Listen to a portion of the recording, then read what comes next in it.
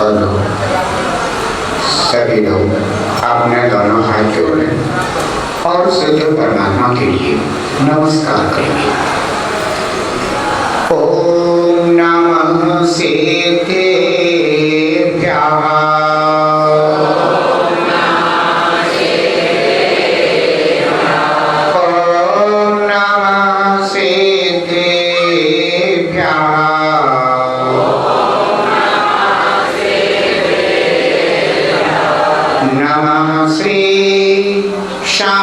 शांतिनाथाय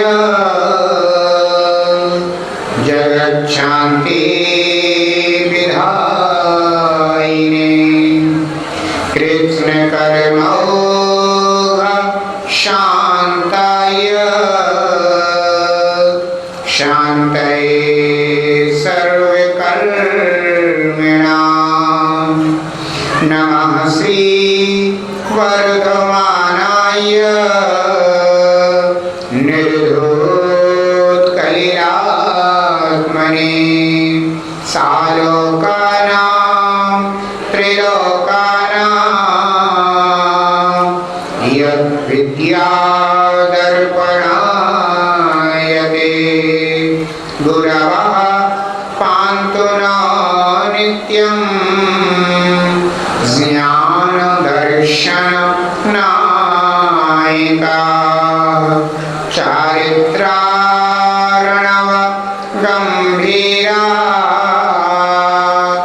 मोक्षमार्गोपदेशिका मोक्षमार्गोपदेशिका मोक्षमार्गोपदेशिका। जोड़े कल्याण श्री चंद्रप्रभ भगवान की, एक हजार श्री शांतिनाथ भगवान की, एक हजार श्री पार्श्वनाथ भगवान की, एक हजार श्री महावीर भगवान की, परम पूज्य आचार्य भगवान श्री पूज्यपाद स्वामी की, परम पूज्य श्री आचार्य बड़े श्री स्वामी विराट सागर जी महाराज की, उत्तम शौच धर्म की, दशलक्षण महापर्व की, अहिंसामय विश्व धर्म की।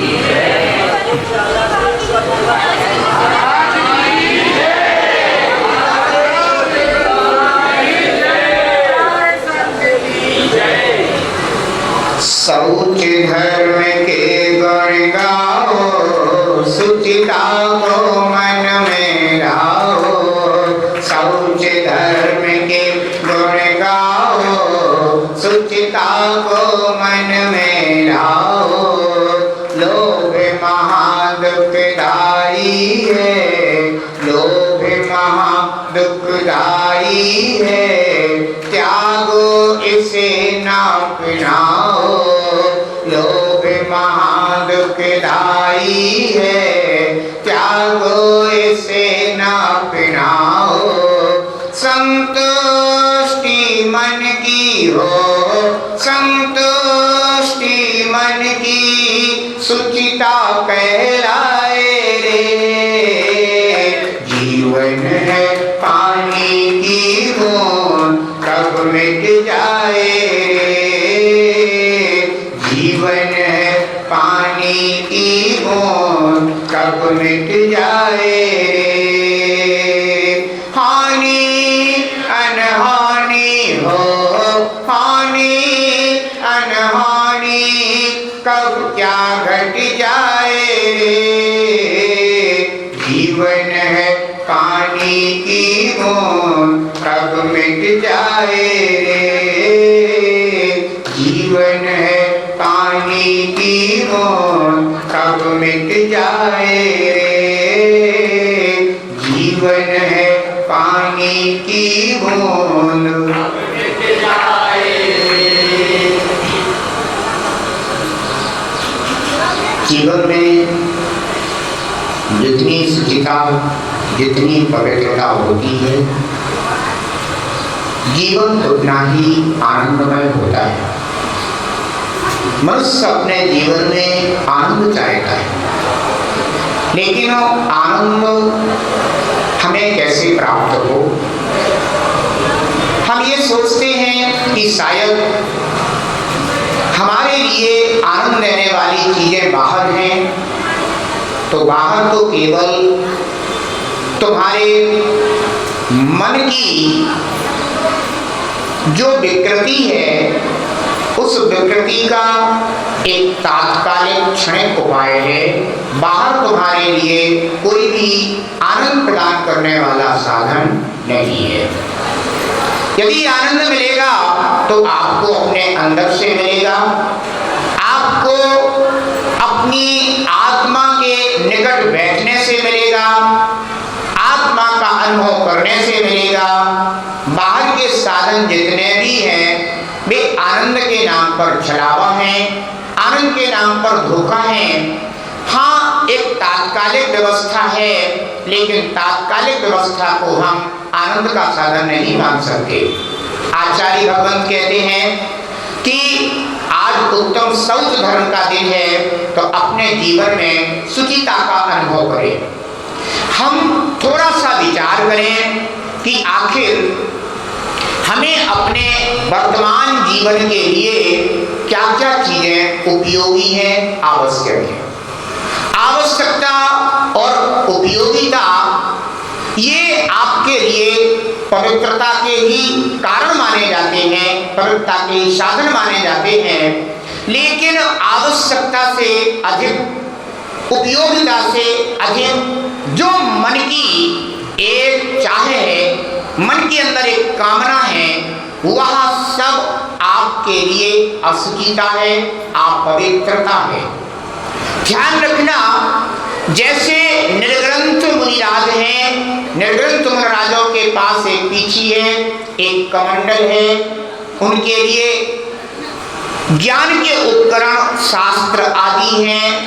ये सब चीजें तो आवश्यक मानी जा सकती हैं, लेकिन इससे ज्यादा यदि वो विचार करने लग जाएं कि हमारे लिए धन दौलत संपदा की भी आवश्यकता है, तो बंधुओं वह उनके लिए हमेशा पतन का ही कारण है, उत्थान का कारण नहीं है।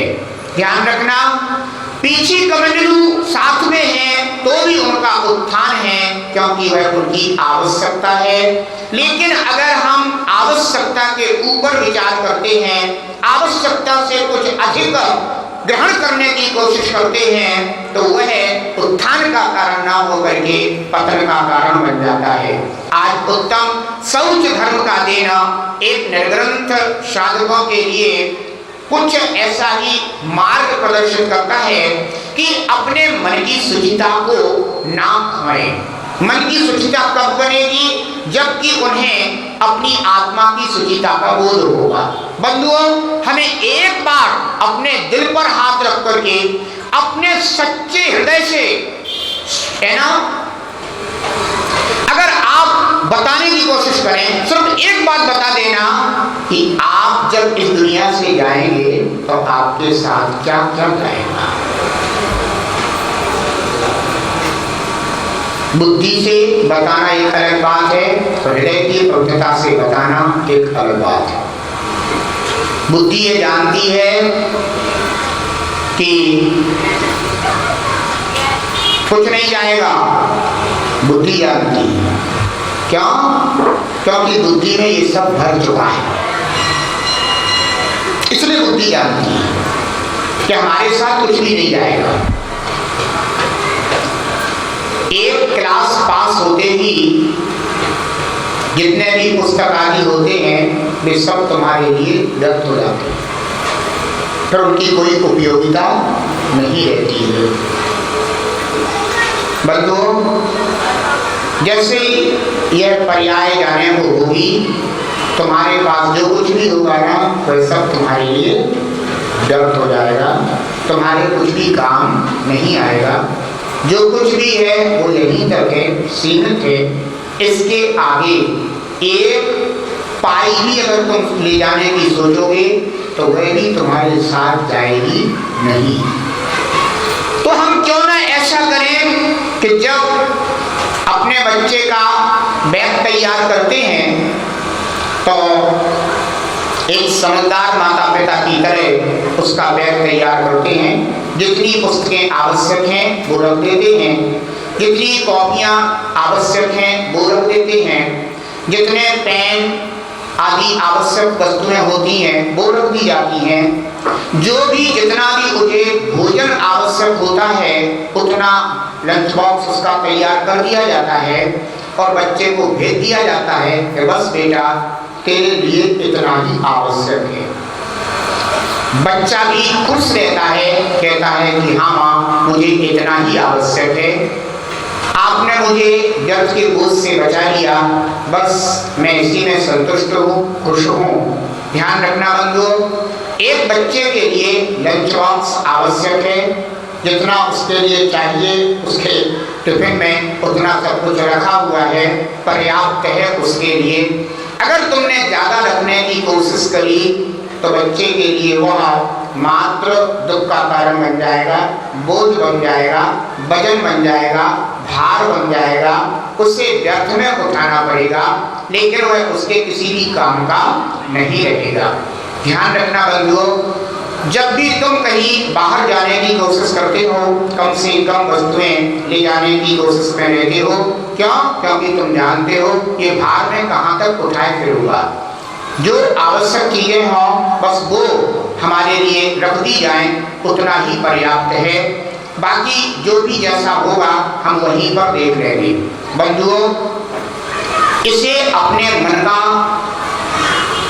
सच्चा साधन बनाएं, चिंतन का विषय बनाएं, अपने अंदर ऐसा विचार करें कि वास्तव में हम आखिर कितना अधिक अपने लिए संग्रह किया करते हैं। ये संग्रह जितना भी है, ये संग्रह केवल तुम्हारे लिए बंधुओं पाप कर्म का बंध कर रहा है।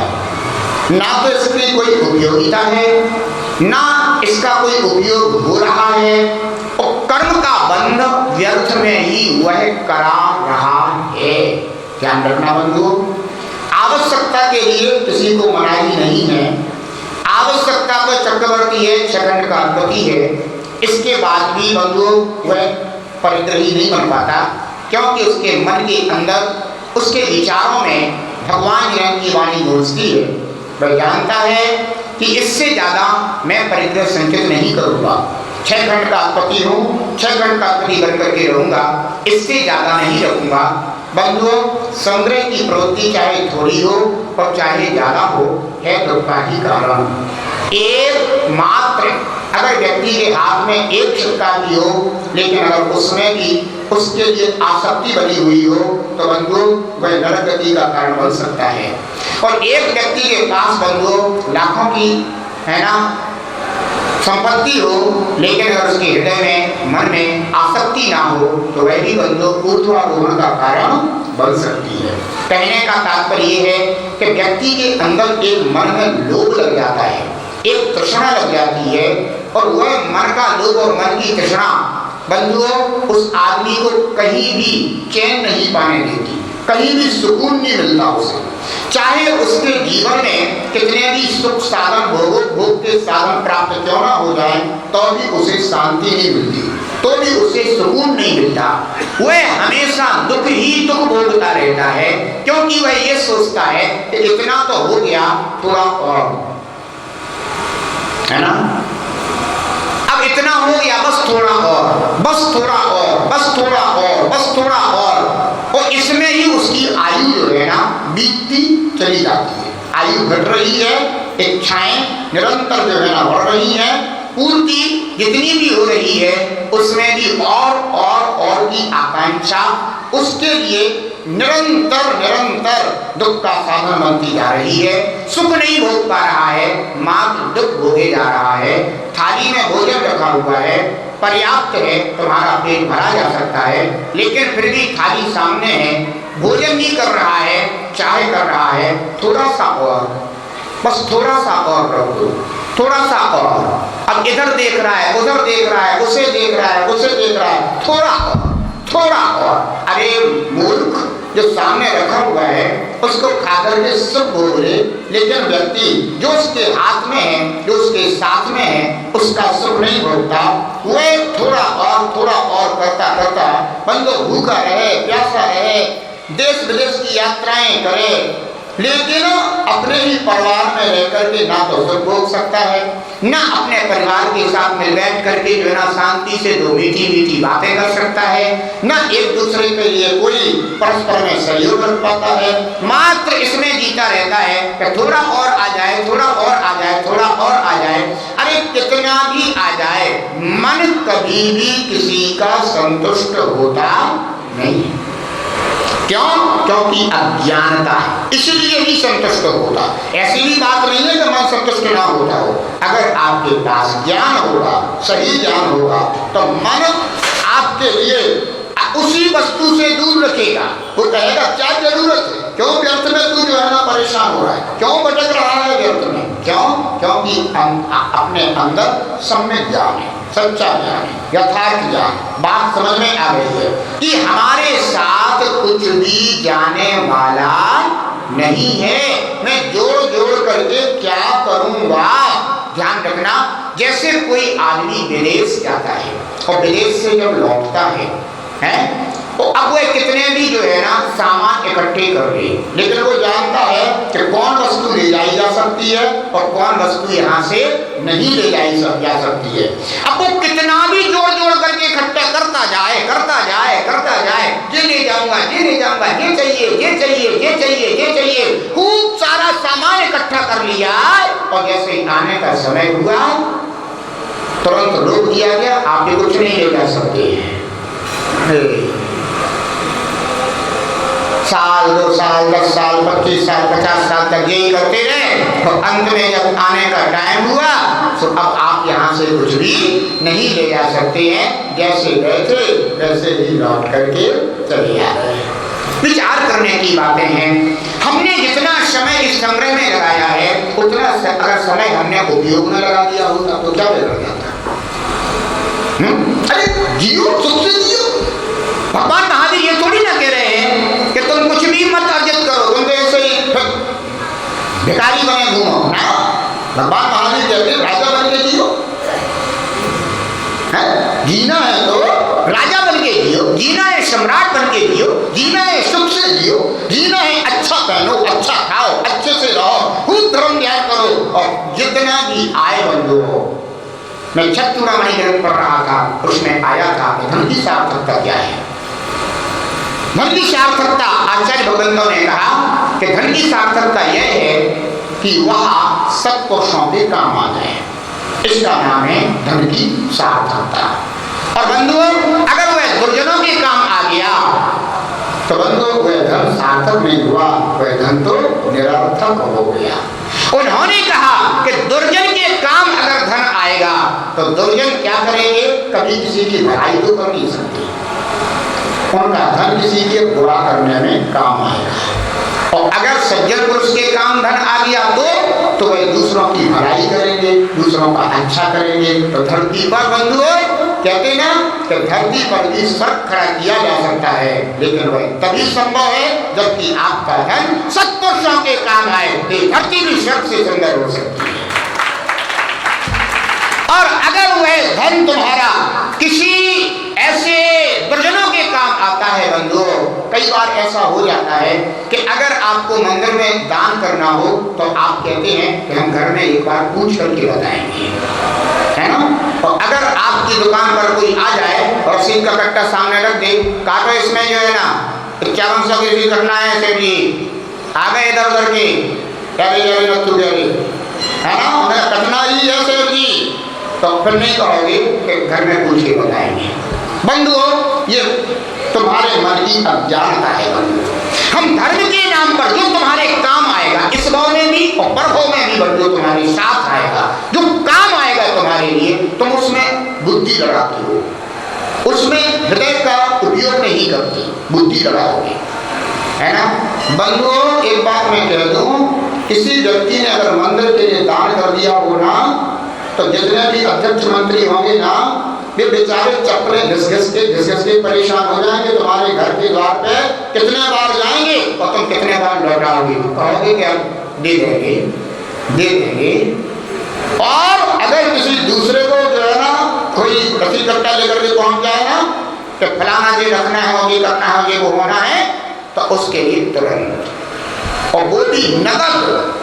कोई ये भी नहीं कि उधार वाला काम, तुरंत लो भैया ले जाओ। सोचो जरा, एक तो तुम्हारा काय में गया, मिथ्यात्व में गया, और एक तुम्हारा काय में जा रहा है, धर्म ज्ञान में, सम्यक में जा रहा है। इससे तुम्हारा सम्यक तो बढ़ेगा, श्रद्धा बढ़ेगी तुम्हारी। सोचने की बात है बंधु।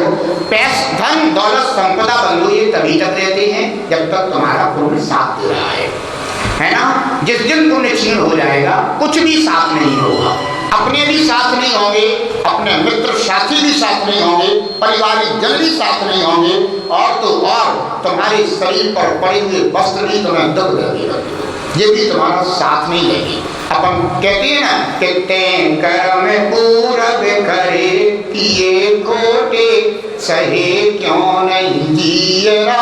अगर पूर्व में तुमने खोटा कर्म किया और वो उदय में आ गया है तो तुम्हारे जीव को ही सहन करना पड़ेगा, कोई भी तुम्हारा साथ देने वाला नहीं होगा। बड़े बड़े महापुरुष हुए हैं बंधुओं, जिनके पास सब कुछ था, लेकिन कर्म का ऐसा उदय आया, सब कुछ खो करके जंगलों में अकेले पड़े रहे, उनका कोई साथ देने वाला ही नहीं हुआ।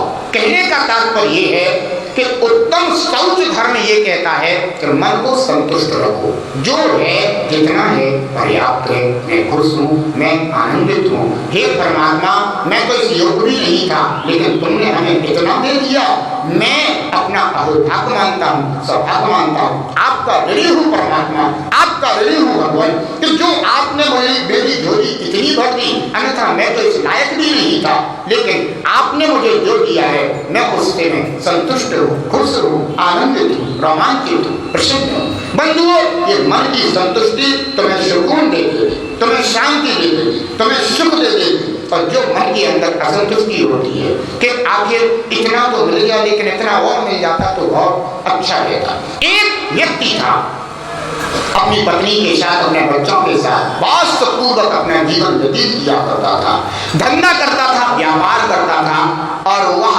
मंडी में काम करता था। बंधुओं, कई बार जो मंडी में काम करते हैं सब जानते हैं जो है ना कि किस तरह से पल पल में उतार चढ़ाव हो जाया करते हैं। उसने कोई धान्य अपने गोदाम में रख रखा था और सोच रखा था कि सही समय पर इसे बेचूंगा तो हमें पैसा भी प्राप्त होगा। देखो, कोई भी जब संसार में हो, दो पैसे कमाने के लिए तो हर कोई बैठे हुए हैं, लेकिन दो पैसे कमाओ, अपने जीवन की आवश्यकता समझो, पैसा कमाने के बाद उसका आनंद भी लो। लेकिन कई बार लोग जो इतने कंजूस टाइप के होते हैं जो है ना, कि जो ना खा पाते हैं, ना खिला पाते हैं, ना दान कर पाते हैं, और बस इतने इस तरह के जो है ना उनका जीवन होता है कि जिसको देख करके ऐसा लगता है कि ऐसे कंजूस आदमियों से तो ये जानवर अच्छे हैं। भी जानवर अच्छे हैं जिनके पास कोई व्यवस्था नहीं है, लेकिन अपने इधर गए उधर गए, खा पी करके संतुष्ट हैं, आराम से बैठे हैं जो है ना। लेकिन इन मनुष्यों में तो जो है ना खाने की कोई भावना है, ना खिलाने की कोई भावना है, ना दान करने की कोई भावना है, और बिल्कुल इतने मलिन अंदर से भी और बाहर से भी, हर तरफ से भी। बंधुओं, अपनी मलिनता को निकालो बाहर। और ये जो धन दौलत संपदा होती है ना, ये तो बस ऐसी है कि इधर से आ रही है और इधर से जा रही है ना। और अगर जाती रहेगी तो स्वच्छ स्वच्छ आती रहेगी। जैसे वायु होती ना है, आप अपने मकान को बनाते हो है ना, तो कैसा बनाते हो? तो भैया हवा के निकलने के लिए भी साधन रहना चाहिए। ऐसा ना हो कि अगर अपन ने जो है ना हवा को निकलने का साधन नहीं बनाया तो फिर शीतल वायु, ताजा ताजा वायु नहीं मिलेगी। और निकलती रहे तो एक इधर की खिड़की खोल दो, वो दरवाजा खोल दो, क्रॉस होती रहेगी हवा। अच्छा सा हवा क्रॉस होती रहेगी तो क्या हो जाएगा उससे? भैया अच्छी हवा आएगी, ताकि हवा तो आएगी तो ये विश्वास तो है ना तुम्हें, अवश्य आएगी, है ना, ये विश्वास आएगी। बंधु, ऐसे ही इस धन संपदा के प्रति भी विश्वास रखा करो, अपने पुण्य पर भरोसा रखा करो। ये अगर इधर से जाएगा तो ये पक्का है कि इधर से आएगा। अगर तुम्हारा पुण्य है है ना, तुरंत आएगा। और इसमें भी कोई बंधु धर्म के फल तो तुरंत मिलते हैं, ये ध्यान रखना। एक बार औषधि रोग को मिटाने में नहीं कर सकती है, लेकिन बंधु अगर धर्म का फल प्राप्त हो रहा हो तो तत्काल मिलता है, ये ध्यान रखना। विश्वास होना चाहिए, लेकिन सबसे बड़ी चीज होती है विश्वास की।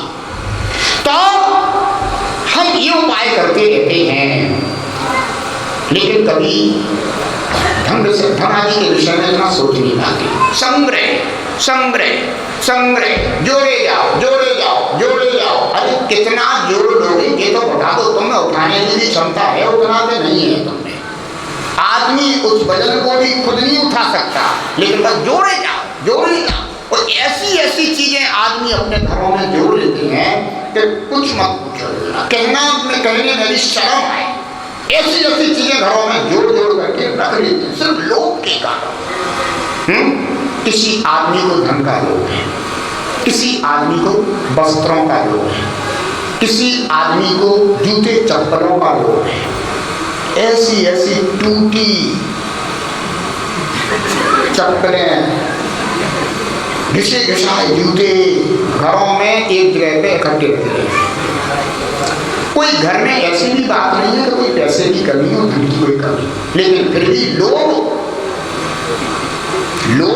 ऐसी चीजों को भी घर में संग्रहित करके रखता है कि कभी कोई ठेले वाला कबाड़ वाला निकलेगा ना तो उसे बेच देंगे। सोचो जरा, ये दावत दर इकट्ठा करने से तुम्हारे घर में कितनी उन्नति होगी, कितनी अशुभ नकारात्मक ऊर्जा घर में फैल रही है। इससे कोई मतलब नहीं है। इससे मतलब नहीं है कि घर में जो है ना ऐसी चीजों से जो ऊर्जा फैलेगी वो रोग बीमारी पैदा करेगी, उससे कोई मतलब नहीं है। लेकिन लोभ इतना लगा हुआ है, लोभ इतना लगा हुआ है कि जोड़े जाओ। यानी अच्छी चीजें भी जोड़ने की बात अलग होगी, ऐसी ऐसी चीजें जोड़ जोड़ करके लोग रखते हैं।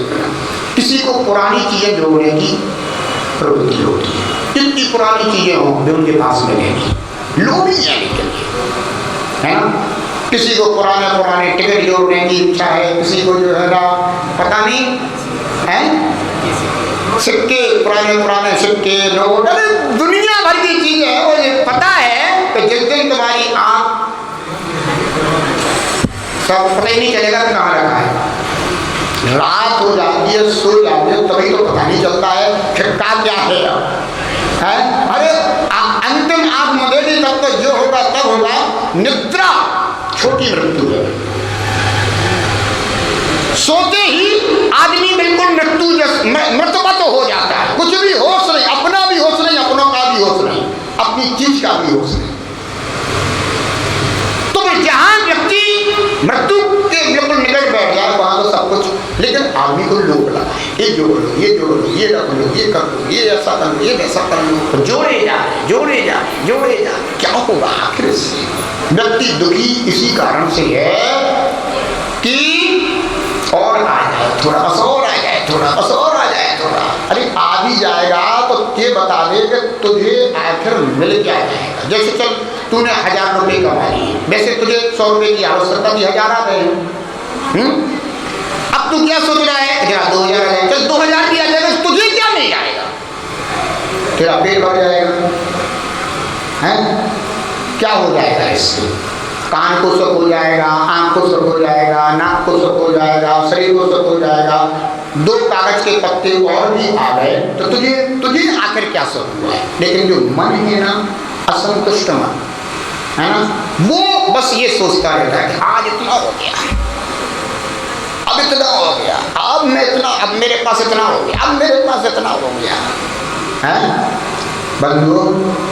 लेकिन इससे तुम्हारे जीवन में कोई शांति नहीं आएगी। तो पति पत्नी थे, अपने परिवार के साथ खूब अच्छे से रहा करते थे, धंधा भी करते थे, जो है ना मंडी में नाम का अपना धंधा किया करते थे। एक बार उसने गोदाम में बहुत सारा सामान रख दिया और सोचा कि समय आने पर बेच लूंगा। कुछ भाव भी बढ़े, जब भाव बढ़े उस धान्य के तो उसने सोचा समय बिल्कुल ठीक है और सही समय है, इस समय पर अगर हमने बेच दिया तो मुझे लाभ भी ठीक तरह से होगा।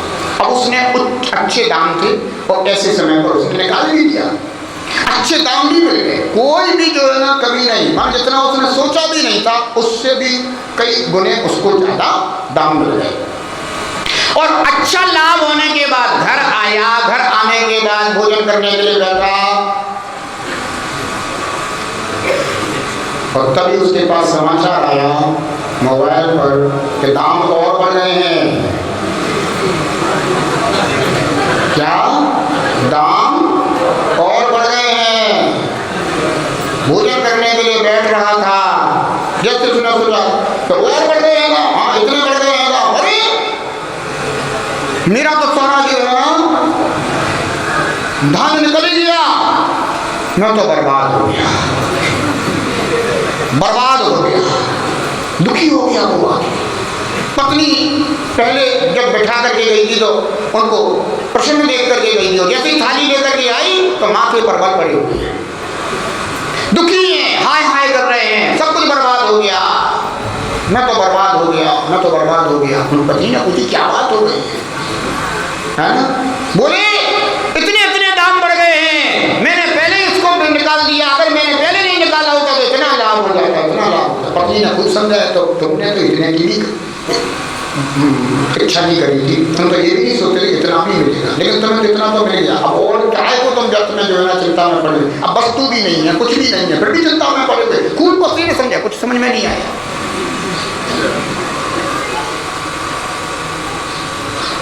दुख का कारण क्या हो गया?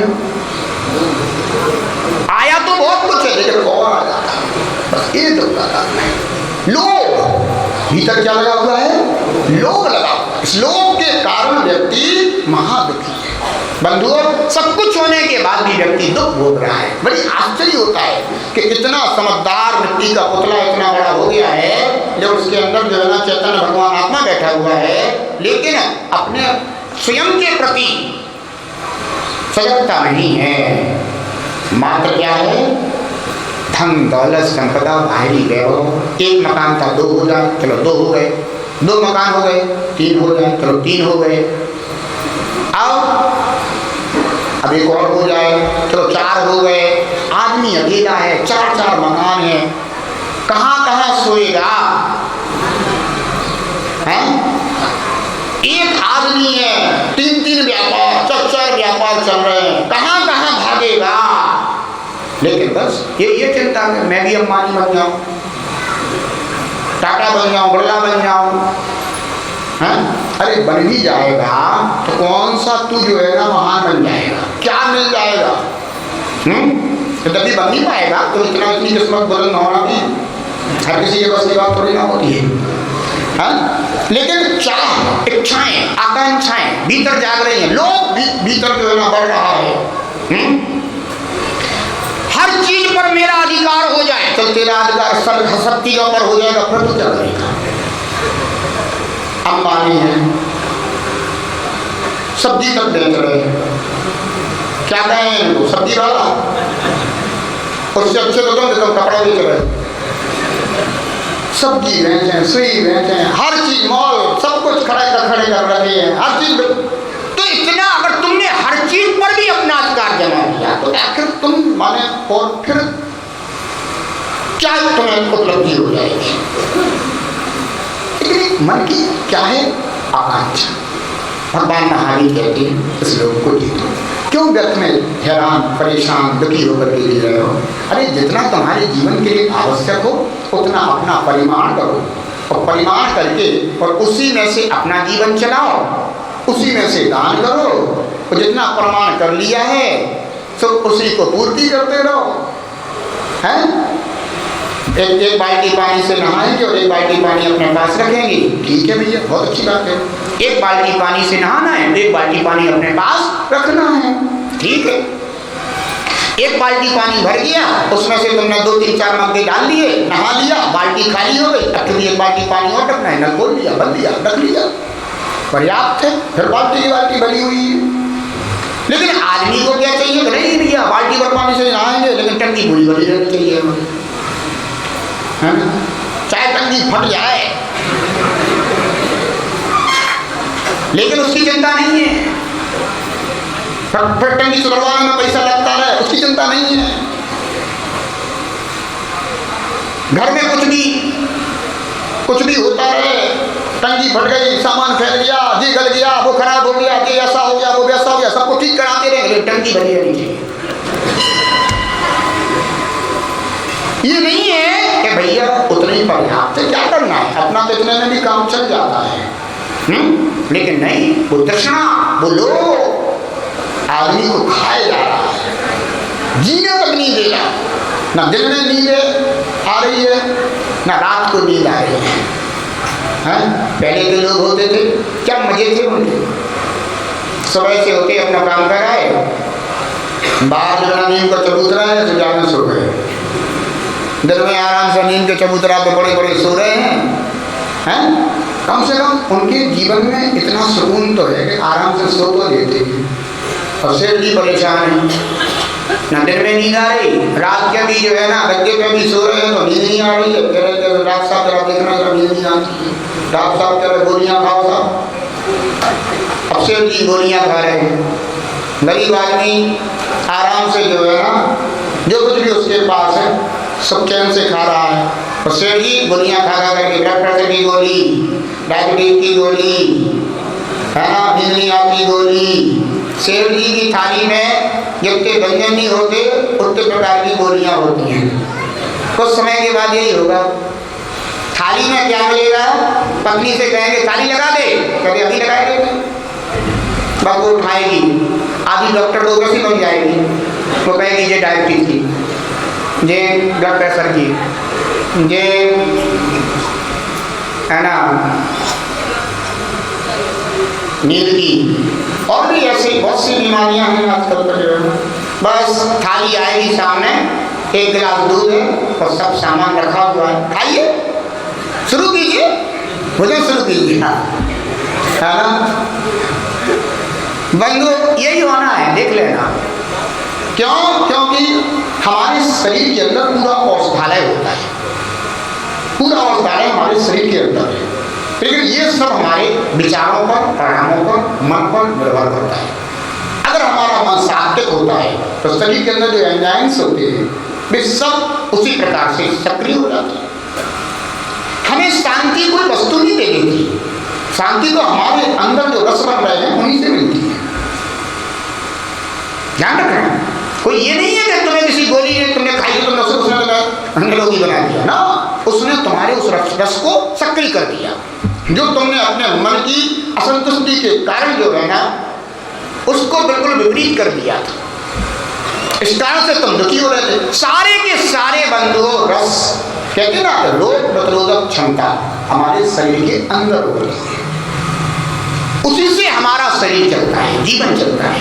लेकिन करें क्या, आदमी इतना ज्यादा जो है ना इस लोभ में इतना ज्यादा पड़ा हुआ है कि ना शरीर स्वस्थ है और बाहर तो बस एक ही काम में लगा है, लाओ आने दो आने दो आने दो, चाहे दीनहीन गरीब भी जो ना हो तो भी चूस चूस करके जो है ना बस आना चाहिए, भरना चाहिए हमारा तो जो है ना। लेकिन ये भी जानते हो कितनी बददुआ मिल रही है।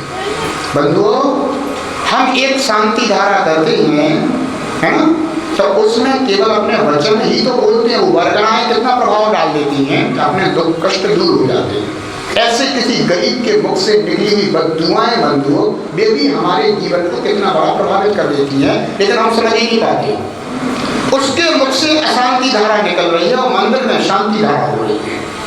बंधुओं, उसके द्वारा दी हुई बद्दुआ जीवन में बहुत बड़े दुख कष्ट पीड़ा को देने वाली होती है, लेकिन हम समझ नहीं पाते क्योंकि लोभ इतना घना है, लोभ इतना गहरा है बंधुओं, तो कुछ भी समझ नहीं आता, है ना। दो भाई विदेश गए, काय के लिए कि कुछ धन कमा के लाए, बहुत मेहनत करी, बहुत श्रम परिश्रम किया और काफी मेहनत श्रम परिश्रम करने के बाद फिर वे दोनों भाई वापस लौटे।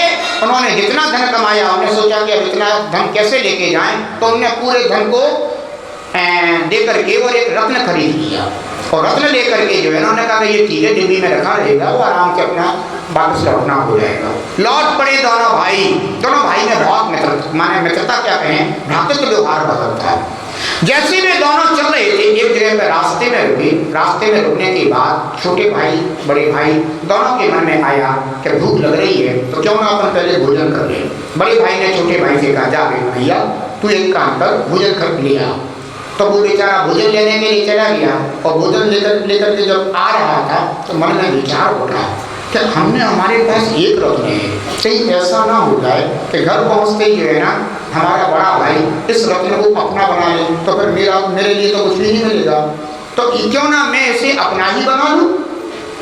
अब उसके अंदर लोभ जागा और उसके मन में ये विचार आया कि मैं जो भोजन लेके जा रहा हूँ क्यों मैं इसमें थोड़ा सा विष मिला दूँ। जब मेरा भाई न रहेगा बांस न बजेगी बांसुरी, जब भाई होगा ही नहीं तो ये रत्न किसका हो जाएगा, फिर मेरा हो जाएगा।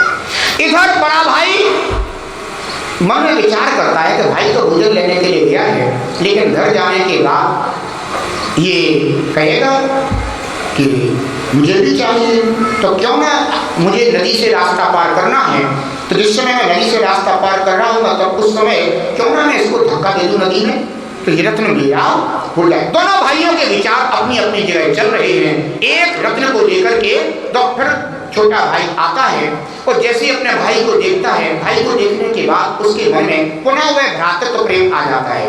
उधर बड़े भाई ने जैसे अपने छोटे भाई को देखा, उस बड़े भाई ने अपने छोटे भाई को हमेशा ऐसे रखा जैसे पिता अपने पुत्र को रखता है।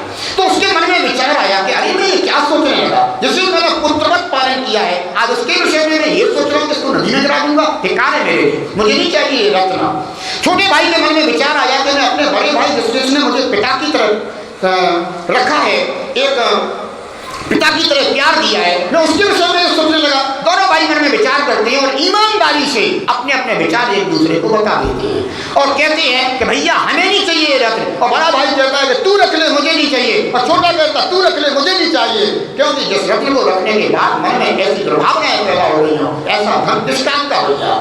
तो दोनों मन में विचार करते हैं कि अपन दोनों घर चलेंगे तो जाकर के माँ के पास रख देंगे, हमें नहीं चाहिए ये रत्न। और दोनों भाई लौट पड़ते हैं, आकर के माँ की के पास आते हैं, माँ के चरण स्पर्श करते हैं। माँ दोनों बच्चों को बहुत, माता पिता तो अपने बच्चों को बहुत प्यार करते हैं, वे तो हमेशा उनके लिए अच्छा ही सोचते हैं। तो उन्होंने माता पिता ने, माँ ने, पिता तो थे नहीं, माँ ने उसके लिए बहुत बहुत आशीर्वाद दिया कि बेटा हमेशा इस जग में जब तक रहो सुखी रहो बेटा।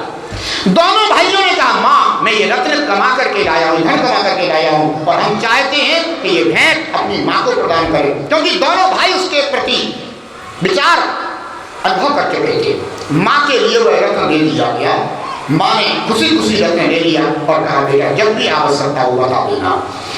माँ के पास जैसे ही वह रत्न पहुंचा, माँ के विचार पलटने लगे। माँ सोचने लगी कि दोनों जवान हैं, ये दोनों जवान हैं, इनका तो परिवार है, और कल के दिन क्या भरोसा है, क्योंकि आजकल के बच्चों को खूब देखा जा रहा है, कोई भी बच्चे बुढ़ापे में माता पिता की सेवा नहीं करते, और उनकी जब कुछ हमारे पास होती नहीं तो फिर और क्या रहेगा। तो मन में विचार आ गया कि क्यों ना हम दोनों बच्चों के लिए कुछ ना कुछ ऐसा कर दें जिससे ये बच्चे ही नहीं रहेंगे, तो ये जो रत्न है ये मेरे पास हो जाएगा। मन के माँ के अंदर रात्रि में नाना प्रकार के विचार चले। सुबह हुई, मंदिर आई, मंदिर में आने के बाद जैसे भगवान के सामने खड़ी हुई तो हृदय पवित्र हो गया, और जैसे हृदय पवित्र हुआ तो उसे अपने रात के विचार उमड़ते उमड़ते घुमड़ते हुए अनुभव में आने लगे। अरे मैंने क्या क्या सोच लिया था अपने बच्चों के लिए, जिसके लिए मैंने दूध पिला पिला करके बड़ा किया, आज उन्हीं के विषय में मेरे अंदर ये विचार आ गए, ये उस रत्न को रखने के कारण आए। मैं नहीं रखूंगी अपने पास,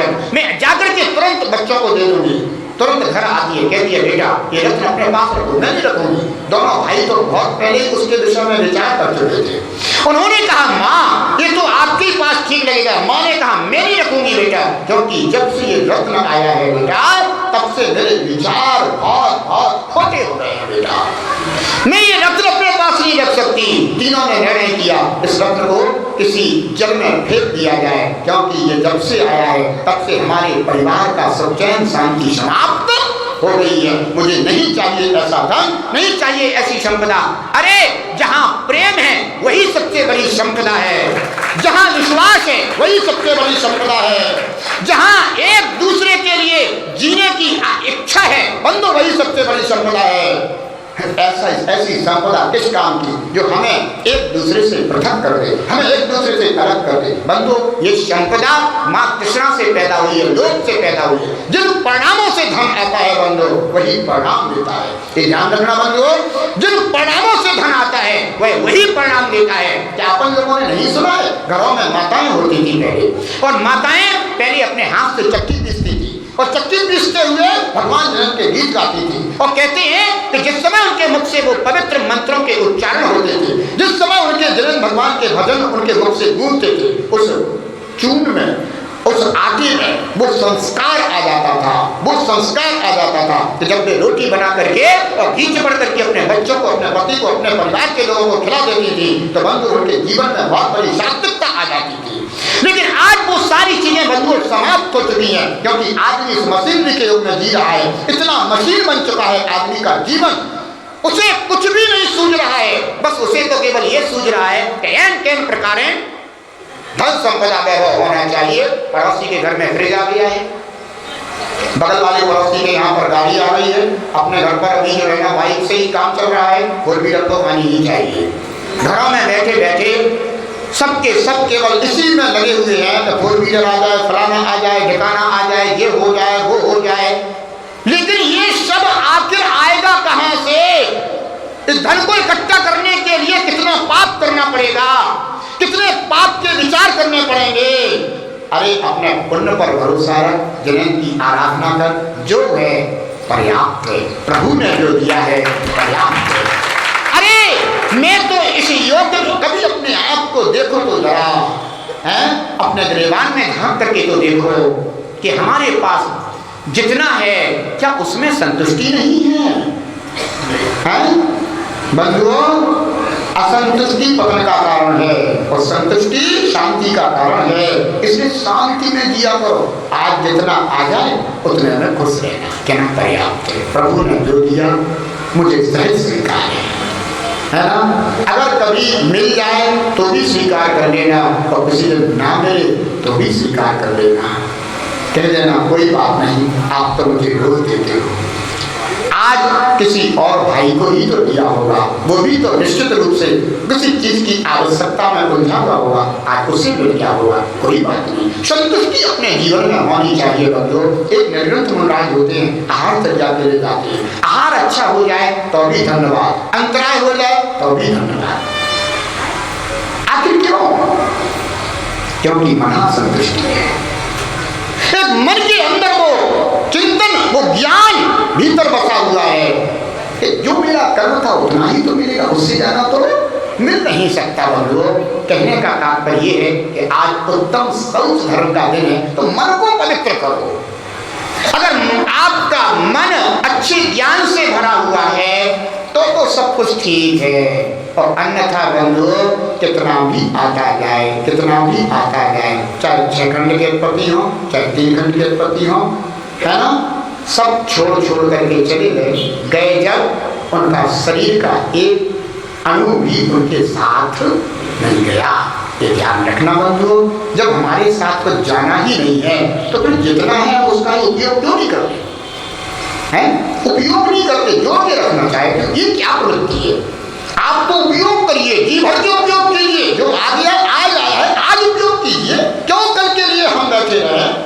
क्या पता कल हमारे जीवन में आया भी नहीं भी आया, क्या पता है कि कल आ ही जाएगा हमारे जीवन में, है?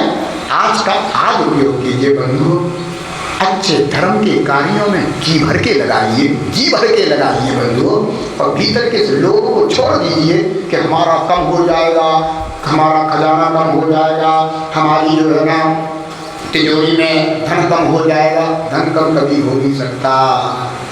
क्यों? क्योंकि देता कौन है? बंधुओं, देने वाले तो वे बैठे हैं जो हाथ पे हाथ धरे हैं। वे कहते हम कुछ भी स्वीकार नहीं करते, जो कुछ है सब तुम्हारे लिए है। इसलिए बंधुओं, जब मिलता ही हमें उनकी भक्ति आराधना से है, तो क्यों ना हम अपने अंदर इतने निर्लोभ स्वभाव को अनुभव करते हुए जो है ना वहीं पर समर्पित करने की भावना रोज कहते हो पूजा में जबकि तो पूजा में क्या कहते हो? अरे हत पुराण पुरुषोत्तम पावनानी वस्तुन्य नून मखिलान्य मेघैव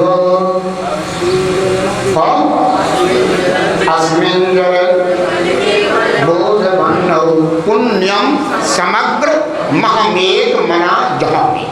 रोज कहते हे भगवान, मैं अपना समग्र पुण्य माने जितना भी मैंने आज तक अपना पुण्य इकट्ठा किया है, मैं सारा का सारा पुण्य आपकी इस केवल ज्ञान अग्नि में, यानी केवल ज्ञान की प्राप्ति के लिए सब कुछ जहामी, अर्थात मैं उसी के लिए स्वाहा करता हूँ, छोड़ता हूँ, त्यागता हूँ।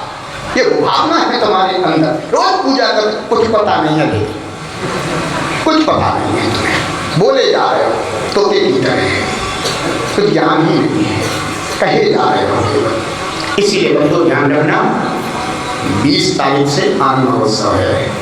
कुछ समझ में तो आए, बुद्धि में तो घुसे, बात तो समझ में आए कि हम आखिर कर क्या रहे हैं, क्या कर रहे हैं। इसलिए ध्यान रखना, 20 तारीख से जो आनंद महोत्सव है, नाम तो पूजन शिक्षण महोत्सव है, लेकिन बंधुओं हमें अपने जीवन में कुछ आनंद भी लूटना चाहिए, लेना चाहिए, है ना। और अगर जीवन में आनंद ही नहीं आया तो फिर आया क्या है? काय के लिए जन्मे थे, काय के लिए जी रहे थे? चींटियां भी जी रही हैं, चंचुए भी जी रहे हैं, तुम भी वैसे ही जी रहे हो रंग रंग की, और कर क्या रहे हो हैं? अरे जीना है तो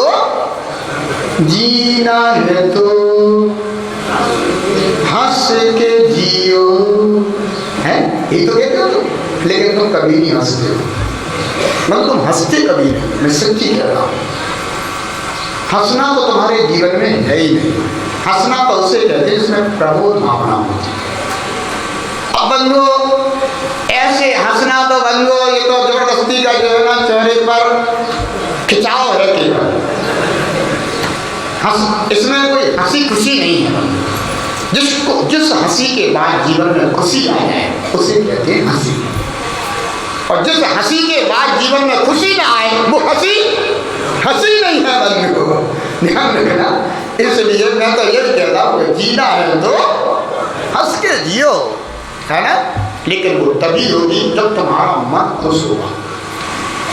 मन खुश नहीं है और जबरन हंस रहे हो तो वो हंसना भी केवल दिखावा है, वो वास्तविक हंसना नहीं है, क्योंकि मन तो असंतुष्ट है, मन संतुष्ट नहीं है। सुचिता का अर्थ यही होता है बंधु कि मन को संतुष्टि हो जाए, तो समझोगे जीवन में क्या आ गई? सुचिता आ गई। पिता ने आपके लिए हिस्से में जो पर्याप्त है, पिता मन संतुष्ट है। और अगर मन ये कह रहा है कि इस बुढ़ऊ को अदालत में ले जाऊंगा, ये बुढ़ा बहुत है, ऐसे मन सच्ची कह रहा हूं मैं, यही शब्द निकलती अपने पूज्य पिता के प्रति, है ना। इससे ज्यादा निकृष्ट संतान और क्या हो सकती है? ये निकृष्ट संतान है बंधुओं। इसलिए अपनी बाहुबल पर भरोसा रखा करो, अपने भाग्य पर, अपने पुण्य पर भरोसा रखा करो। महान जो पुरुष होते हैं ना, वे कभी दूसरे के दिए हुए पर जीते नहीं, ध्यान रखना। वे अपने बाहुबल से, उद्यम से स्वयं ही अर्जित करके अपने आप को गौरवान्वित करते हैं। लेकिन आज के लोग हमेशा पिताजी की ओर देखते रहते हैं कि ये कब जाए दुनिया से, इनको कब हवा हो जाए। अरे जिसने जो तुम्हें दुनिया में लाए तो उन्हीं के विषय में प्रार्थना करो कि दुनिया से कब जाए, बताओ। है जो तुम्हें दुनिया में लाए तो उनके विषय में सोच रहे हो कि दुनिया से कब जाए। इससे बड़ा पाप बंधु कोई नहीं होगा, ध्यान रखना। तुम कितने ही जाप करते रहना, तुम्हारी जाप कभी सफल नहीं होगी जब तक तुम्हारे मन में ऐसा पाप भरा पड़ा है। इसलिए मन को निर्मल करो। आज उत्तम सौर धर्म का तो ये कहता है कि अपने मन को निर्मल करो, और जितना जितना तुम लोभ त्यागोगे, तृष्णा त्यागोगे, उतने उतने ही तुम अपने आप को सुखी पाओगे। लोभ बंधु किसी भी चीज का लग जाए, साधु को भी लोभ लगता है बंधु, काय का ख्याति का, और लोभ लगता साधु को अपनी ख्याति का, ख्याति लाभ पूजा भक्त। आज के समय में मैं देखता हूँ बंधु, सबसे बड़ा लोभ है साधुओं को तो भक्तों का है। ये भक्त हमारा, ये भक्त हमारा टूट ना जाए, ये भक्त हमारा ऐसा ना हो जाए, ये भक्त हमारा वैसा ना हो जाए। उस बेचारे को सच्ची बात भी नहीं बताते। बेचारा अगर मान लो गिर रहा हो तो, और क्योंकि वो अगर हमने उसको सच्ची बात बता दी, अब वो तो मूर्ख है ही और उसे सच्ची बात जमेगी नहीं, तो अब क्या करें? तो उसको उल्टा सीधा रास्ता बता देंगे, तू तो कर, चिंता मत कर, आशीर्वाद है मेरा, है ना। बेचारा वो तो वैसे गिर ही रहा था, अब और उल्टा ही रास्ता बता दिया तो पता नहीं होना है। बंधु साधुओं में भयंकर लोग, सच्ची कह रहा हूँ, बिल्कुल खुल के कह रहा हूँ, साधुओं में इतना लोभ लगा हुआ है, काय का है, खुद तो दिगंबर हो गए हैं, अपना शरीर दिगंबर है और दूसरों के अंबर की वस्त्र की चिंता है।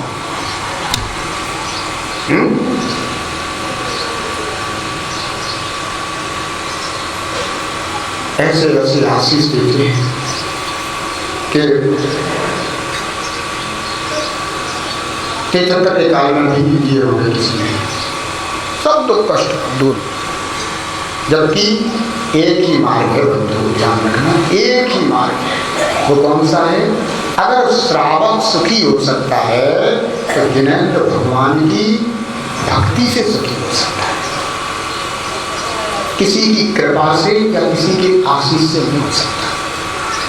मैं बैठा था वहाँ पर अपने रूम में, जाप कर रहा था, उसी समय एक ट्यून बजी थी यहाँ पे, तो प्रमोद जी ने कहा बहुत अच्छी ट्यून बजी कि मेरा आपकी कृपा से सब काम हो रहा है, और करते हो आप पारस, और करते हो आप चंदा, मेरा नाम हो रहा है, मेरा आपकी कृपा से सब काम हो रहा। तो प्रमोद जी बोले तो देखो भगवान में भी करता बना ले आए। सच्ची बात कही, अच्छी बात कही थी, मुझे भी सुनकर के प्रसन्नता हुई कि कम से कम एक सही बात तो कही। बंधुओं, भगवान में कभी करता बना नहीं होता, जो कुछ भी हो रहा है तुम्हारे पुण्य से हो रहा है, किसी की कृपा से नहीं हो रहा। तो वर्तमान में इतना बड़ा कृपा का कारोबार चल पड़ा है बंधु, कृपा माने कारोबार, कृपा नहीं है कारोबार है। कितनी बड़ी कौन सी वाली कृपा चाहिए, कितने की कृपा चाहिए, उतने की मिलेगी।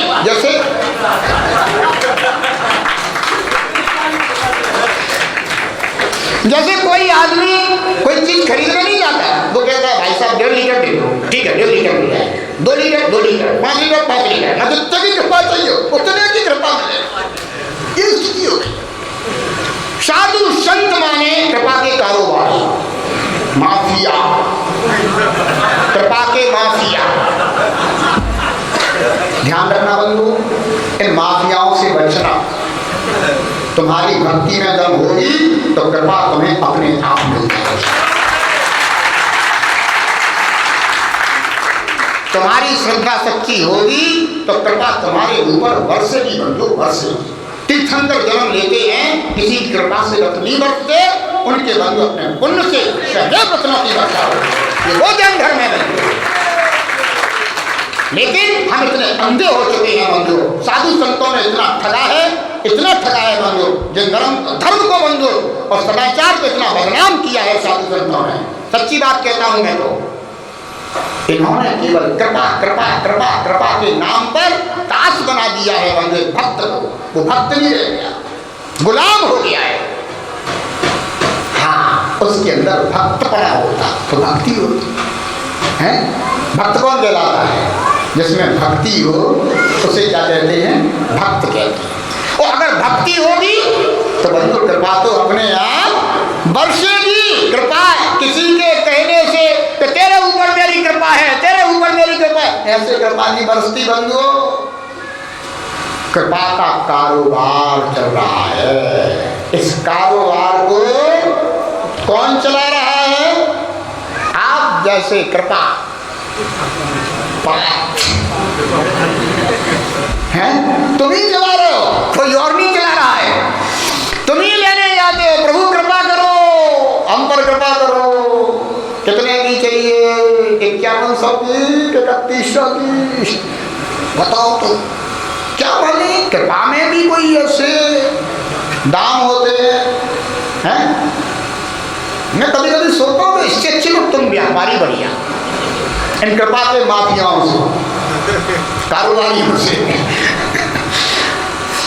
निर्गुण संत वो है बंधु जो कभी अपने लिए किसी से कोई अपेक्षा नहीं रखता, चाह नहीं करता।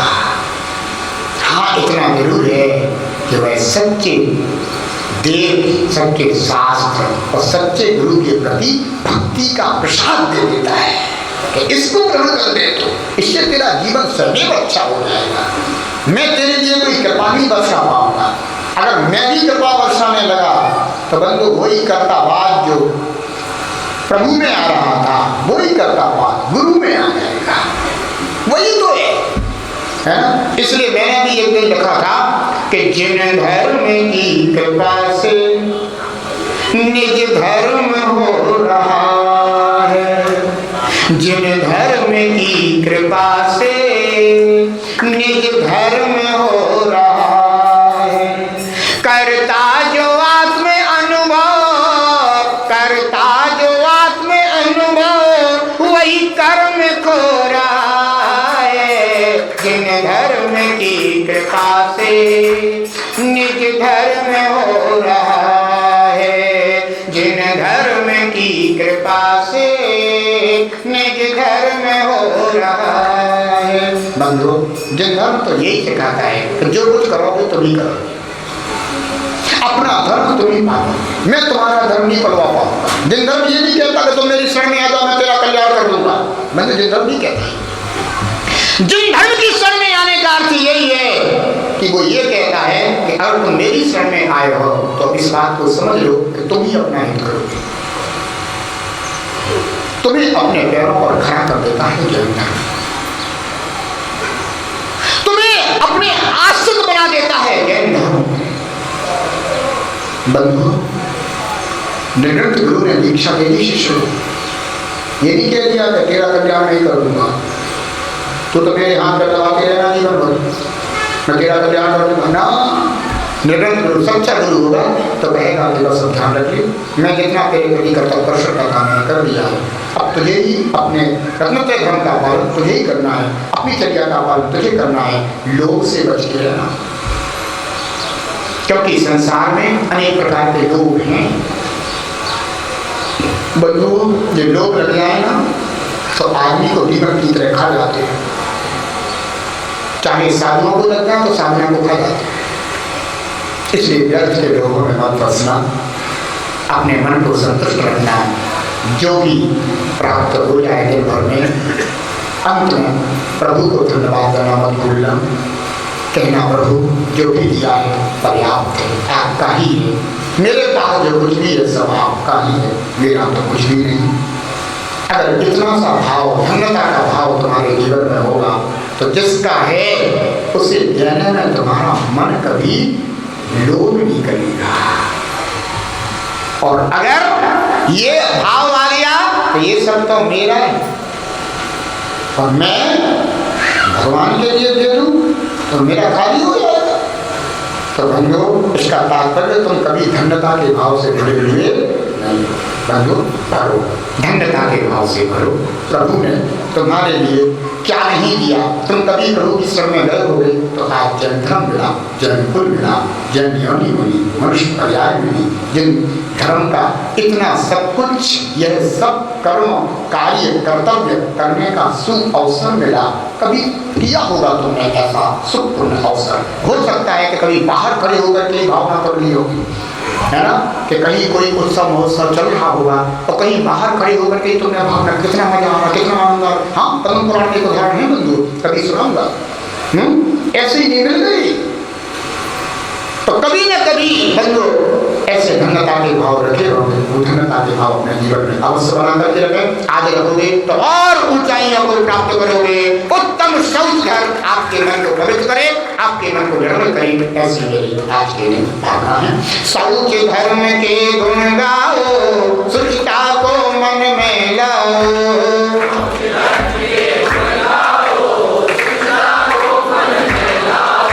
लोभ महादुखदाई है, त्याग इसे न अपनाओ।